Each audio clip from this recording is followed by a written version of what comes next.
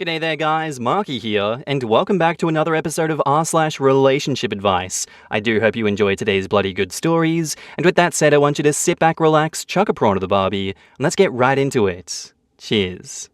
Posted by user, my friend is a nightmare, titled, I, 19 female, have a crush on my roommate, 20 female. I can't figure out if she actually likes me back or not, or is just being friendly.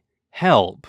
I've lived with my roommate for over a year now. We met in high school, had a few classes together, but we never really were friends. We worked on some projects together and that's it. I never really paid attention to her, but she is smoking hot, and I obviously knew she was and acknowledged it. We ended up going to the same college together though, and decided since we know each other, we should room together. She's a very lovely roommate, but I've ended up developing a pretty huge crush on her after I started being in her company a lot. I'm lesbian, I'm fully out, and my roommate knows this. The problem is, I can't figure out if she's flirting with me or not. Please help me.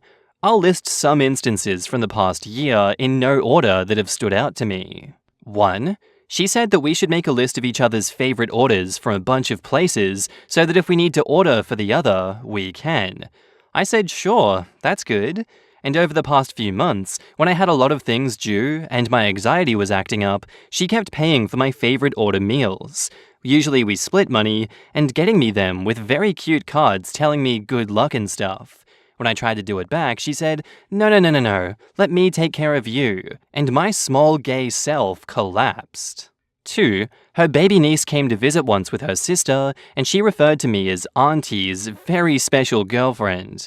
I freaked, but just laughed it off. 3. She gets me anything I say in passing that I want or circle in any catalog that I have. We don't have a lot of money, but she keeps doing it because she says she wants me to be happy, so I started doing it, and now we're kinda both broke, but have some sort of present buying standoff going on, even currently. 4. She said that I smell very, very nice and hugged me once at home and didn't let go for a while, saying I smelt like home and all things nice. When we split for the summer in the past few months, she texted me saying that she misses the way that I feel and smell, with no regard for my gay heart. I said, you smell nice too, and she laughed about it. I never know how to respond. 5. She once held my hand while we were walking outside, and she wanted to pull me along. She didn't let go until she had to, and since then, whenever we go out, she holds my hand. I don't know if it's platonic. 6. I once fell asleep on my work, and I woke up with my head in her lap, and she was watching her laptop and stroking my hair, and I almost had a stroke. She said I looked beautiful, so she didn't want to wake me. She also cuddled me when I was upset about a bad quiz grade, and held me until I felt better. 7. While drunk, she looked at me and said that I looked like I wanted to kiss her, and when I panicked, she was like, I won't mind. But she was very, very wasted, and she forgot about it, I think, so I never brought it up. 8. She referred to me by my name for a few months, but now she almost exclusively calls me baby. She asked me if it was okay, and I was like, yeah, go for it. And she was like, thanks, because I always refer to my friends like this. But she doesn't. I've never heard her call anyone else baby. She also occasionally says baby girl and cutie. 9. She said to me, why do you look so beautiful without trying, after I had rolled out of bed? I don't know what she meant by that. 10. She was sick a few months ago, so I took care of her, and she called me her little nurse angel and held my hand while sleeping, but she was also sick, so I don't think it counted. 11. She regularly sends me things that I like, fandoms that she's not even in, or random posts, and says, thinking about you, or reminded me of you. She's also gotten into many of my interests, as I have into her interests. Now we're saving up for a convention based on a joint interest. 12. Past Valentine's Day this year, she texted me saying, you're my Valentine. As a joke? And I said, okay, you're mine. She then gave me a stuffed animal. I had to scramble to buy her chocolates, and then we went to go eat at my favorite takeout place. A guy also gave me a chocolate. We're friends, while she was with me, and she said, don't steal my Valentine now. 13. We weren't close for her birthday freshly after we became roommates. We were closer for my birthday, and she gave me a very expensive gift after working overtime at shifts, and she said, "You deserve the best." Her birthday had just passed, and I went all out, got her cake and presents, and we went out to eat at her favorite place. She hugged me very, very tight after and said that I make her happy. 14. She also regularly says, "Okay, it's a date," every time we make plans, but that's a fairly common thing to say, so I don't know if she means it literally. 15. This doesn't count, but she looks at me very intensely sometimes. I don't know how to describe it, but it doesn't look very platonic. But maybe she just does that to everyone, so I don't know. She's a very intense person in general, I think. This is all I can think of right now. If I'm forgetting anything, I'll probably edit this post. My friends think that she definitely likes me and think that I'm being stupid and oblivious on purpose. I just think she's straight and doing this out of friendliness, so my friend asked me to post here and get a general consensus. She had a boyfriend in high school briefly, and I'm afraid to ask about her sexuality. I don't want to be let down, but I want her to like me so bad. And I keep avoiding her sometimes and her friendliness because I don't want false hope. I know I probably sound stupid and in denial, but I suffer from bad anxiety, and I can't just go up and ask her unless I'm sure. I don't want to lose her. Please help. In the comments, Wuzzy Stuffy Kin says, "You were living a fan fiction, and my gay ass was cheering this entire post. I love hopeless lesbians. My people. You sound like my girlfriend and I before we realized we were dating. She would pet me and touch my hair, and our legs would touch together, and she would brush it off as, 'I'm this affectionate with all my friends.' And she wasn't. Her lying ass. I love her. Anyway, I think you should ask her how she feels about you. I understand not wanting to mess this up, as she also sounds like a good and kind friend. But maybe broaching the subject by allowing her to state her feelings or intentions would help. Something like, 'Do you think we'll be in each other's lives for a long time?' Or, 'Where would you like to imagine yourself in 5 years? 10 years? Or if you're close enough and comfortable asking, 'Have you ever been with somebody else besides the guy she dated?' Without it being weird. All those questions could open the door into maybe whether or not she's interested in being with you or if she sees you as just a friend. To me personally, this seems like flirting. This is all very cute, and I'm secretly rooting for you and sending the power of all lesbians to you. I promise it will work out the way that it's supposed to. If you're really great friends, like it seems that you are, even if you admit that you think that you have a crush on her and you don't want to make things awkward if she doesn't feel the same way, emphasize the importance of her friendship and presence in your life, then at least you could continue an amazing friendship." OP replies, "My life of friends to lovers AU-AO3, hit me up. Your girlfriend and you sound so sweet. Sad face." I don't know what that means. And Tessalode replies to that, "You're already dating, and you just don't realize it yet." That's what I was thinking. My platonic roommate just bought me a ring and told me she wanted to spend the rest of her life with me? Am I reading too much into this? How can I tell if she's just being a good friend? OP replies, "How am I being clowned on my own post?" Honestly, with how over the top some of this is, it would almost be rude if she wasn't into you. Next time y'all are close to kissing, just do it. That will tell you everything you need to know. Quote, "She said to me, 'Why do you look so beautiful without trying?' After I had rolled out of bed. I don't know what she meant." I don't know what she meant. OP, please go smooch her already. Romantic comedies are only supposed to last like an hour and a half. OP says, "I have to clarify this. It's because we were both extremely sleep deprived, and she said it with the straightest face." Okay, definitely not one to rain on a gay parade, but just throwing a couple of cautions out there.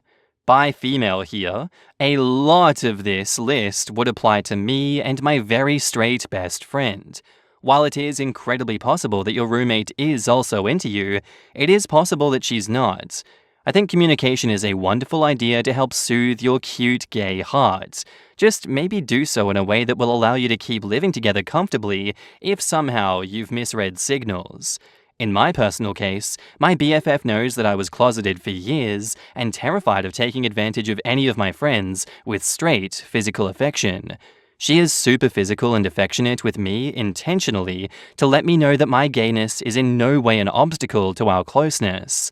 I would just hate to see you lose a living situation that you love because all of us want your crush to be requited. Either way, please post updates. Wishing the very best to you both.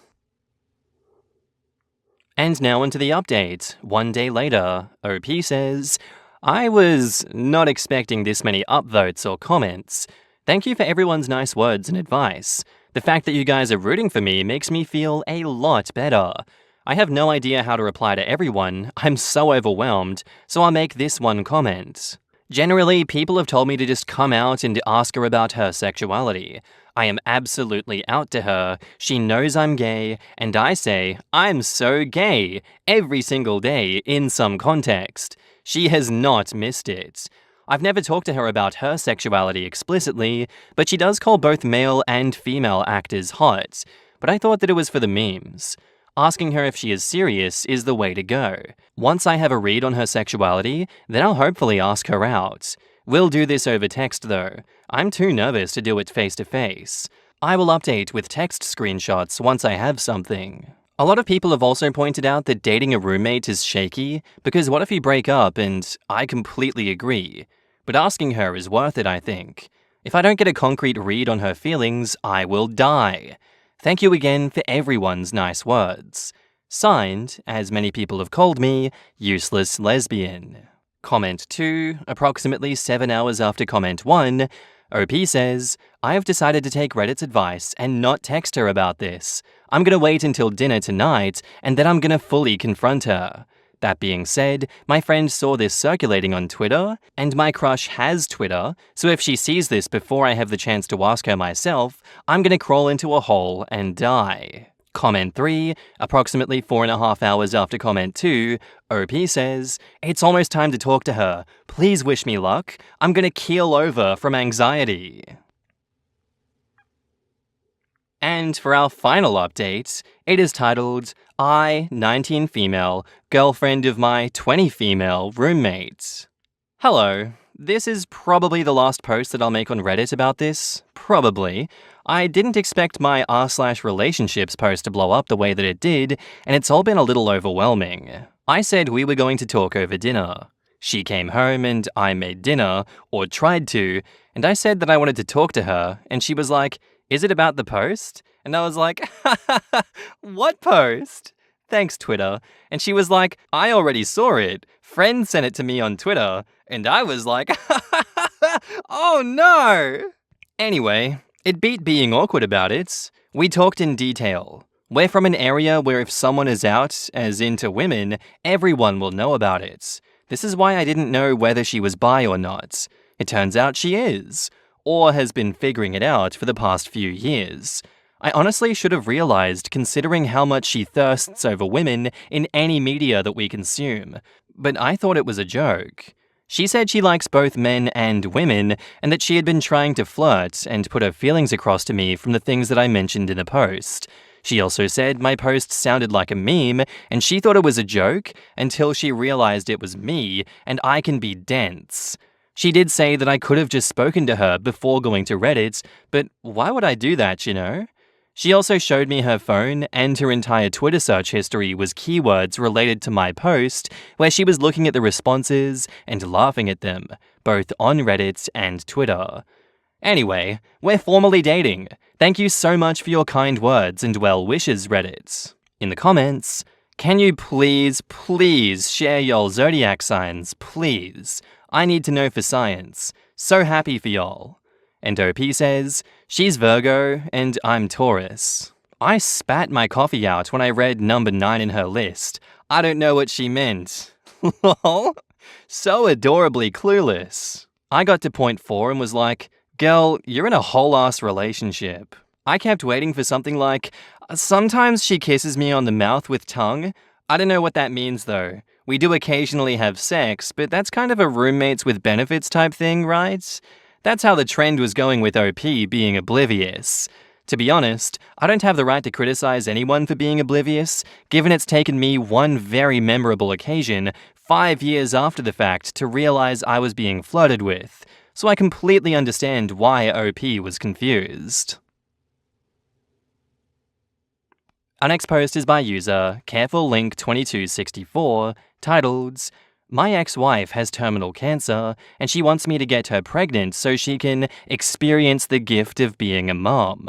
We had an amicable divorce. One of her biggest life goals was for us to have kids. Me too, but it never happened while we were together. I recently gave her a visit, and she told me that she wants to experience the gift of being a mom before she passes away. She won't make it to see our hypothetical child be born, of course, but she said she wants to have the experience of being a mom, and that it would make her life feel complete. I am shocked, to say the least. I can understand where she's coming from to a degree, but it also sounds a little insane to me. I don't know how pregnancy, if it's even possible, will affect her, but she told me not to worry about it. I told her I'll consider it. I feel selfish for even considering it. I think having a child or being pregnant should be intentional, and not just something to cross off.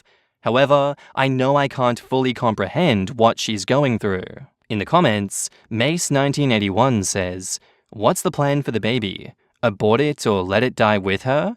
You become a single father or adopt it out? This is insane." As I read it, she would not be able to carry to full term, as the prognosis is she's only got months to live. I feel terrible for her, but this plan is even worse. Is this just code for she wants to be intimate with OP again before she passes? Assuming that she had had chemo or radiation, conception is likely not even a possibility. If she's terminal, she probably had more than radiation. Even if she just had radiation, depending on the type of cancer, she may have had to do an ovarian suppression. That is reversible though. Source, me, estrogen-positive cancer, radiation, ovarian suppression, followed by hysterectomy and oophorectomy. She's terminal. I imagine soon will be in hospice, so being pregnant would probably accelerate the condition and be deadly here. She's irrational. I would try to talk to the family or her doctors if possible. Is she even still capable of becoming pregnant? Because I doubt doctors would be cool with IVF. What about other medication protocols she might be on? Pregnant women can barely take Advil. What if this cancer is hereditary and it passes on to the child? Knowing that you're dying has to conjure up all sorts of emotions. Emotions that are probably difficult to deal with. She's not thinking rationally. I'm not a doctor, but I gotta think that it's unlikely she would ever be able to conceive anyway under the circumstances. That's what I was thinking too. With all the strong therapy she must have gone through to try and beat the cancer, in my honest opinion, I doubt that she would even be fertile at this point. Plus, if she passes away while pregnant, the child wouldn't survive either, and she would be taking 2 lives to the grave, as horrible as it sounds. I really feel for her, since I was denied the chance to have children due to medical reasons, but I'd be worried as hell to bring a child into today's world, and also about all the physical issues the child might have because of the condition my body is in right now. Yeah, I do think that there is some more communication that needs to happen with the wife in this instance because, as that commenter pointed out, it may just be her way of wanting intimacy with OP before she does die. Having a baby in the state she's in is not a good idea because morally and ethically, that is such a gray area, and I don't think it's the right decision to make. But if it's just a situation of playing house with OP, having that intimacy again and reconnecting before she does pass, I think that would be an acceptable middle ground instead of, potentially crushing one's dreams of trying to get pregnant, then not being able to, and having your dreams crushed even further with that expectation. And now, onto the update.